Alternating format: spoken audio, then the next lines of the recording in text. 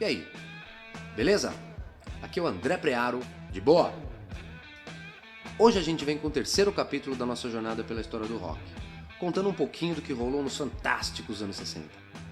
Bora lá?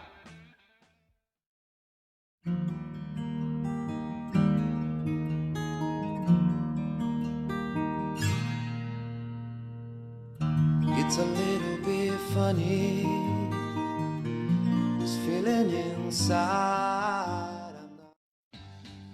A década de 1960 pode ser dividida em duas etapas. A primeira, de 1960 a 1965, foi marcada por um doce sabor de inocência nas manifestações socioculturais, e no âmbito da política é evidente o idealismo e o entusiasmo no espírito de luta do povo. A segunda, de 1966 a 1969, abriu as portas para a revolução sexual, as experiências com drogas e os protestos juvenis contra a ameaça de endurecimento dos governos. É ilustrativo que os Beatles, banda que foi um símbolo de toda a década de 60, tenha trocado as doces melodias dos seus primeiros discos pela excentricidade psicodélica, incluindo orquestras, letras surreais e guitarras distorcidas. A Wanna Hold Your Hand é o espírito da primeira metade dos anos 60. A Day in the Life, o espírito da segunda. The Beatles, a banda comercialmente mais bem-sucedida da história da música, era composta por John Lennon, Paul McCartney, George Harrison e Ringo Starr. Nascida em Liverpool, no Reino Unido, e enraizada no skiffle e no rock and roll da década de 50, a banda assumiu diversos gêneros que foram do folk rock ao rock psicodélico, em formas inovadoras e criativas. Com dezenas de músicas na liderança das paradas mundiais, muitas e muitas vezes com 3 ou 4 canções alternando-se entre as primeiras posições, eles foram da Beatlemania a Sgt. Pepper's Lonely Hearts Club Band, sem jamais perder a capacidade de se reinventar a cada novo trabalho, influenciando toda uma geração não só musicalmente, mas também nos hábitos, na linguagem, na vestimenta e até sociopoliticamente. Alguns dos fatores que fizeram dos Fab Four a banda mais aclamada da história foram suas peculiaridades, muitas delas nunca repetidas. Eram 3 gênios convivendo em uma única banda, com seus respectivos espaços criativos, Lennon, McCartney e Harrison. 2 dos principais cantores de sua geração na mesma banda, Lennon e McCartney. Os primeiros artistas de rock a comporem praticamente 100% da sua obra, simbolizada pela icônica e insuperável parceria Lennon-McCartney. O empresário absolutamente genial, Brian Epstein, que inventou as turnês mundiais, os shows em estádio, entre outras coisas. Bom, talvez os Beatles merecessem um capítulo à parte nessa história.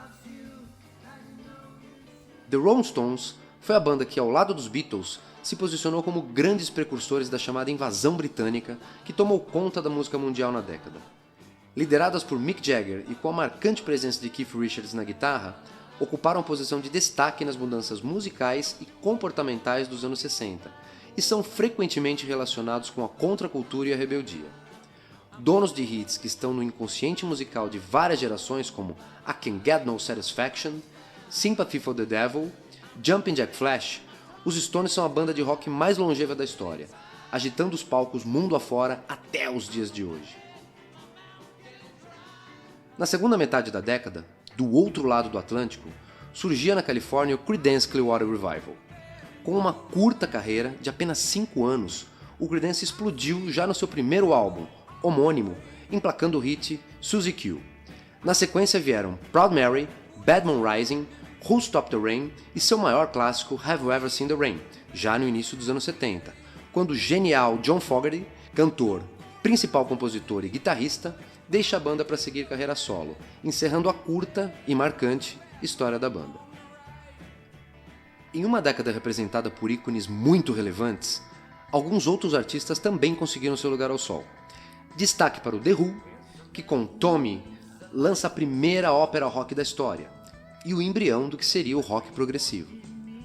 The Kinks também emplaca a clássica You Really Got Me e Johnny Rivers a emblemática balada Do You Wanna Dance, além de Secret Agent Man. Em 1968, o Steppenwolf lança o hino Born to Be Wild, que com uma levada forte e pesada, é considerado como a primeira música de heavy metal. Se bem que muitos dizem isso também sobre a potente Helter Skelter dos Beatles, lançada no mesmo ano. Em 1969, simbolizado pelo festival de Woodstock, o rock se torna a trilha sonora da geração Flower Power, sendo a voz do movimento hippie. Artistas como Janis Joplin, Jimi Hendrix, assim como The Doors e o Led Zeppelin, iniciam suas carreiras, com alguns deles chegando ao seu auge artístico, e outros aos críticos 27 anos, nos loucos anos 70. Então, falemos mais deles no próximo capítulo, que eu, se fosse você, não seria louco de perder.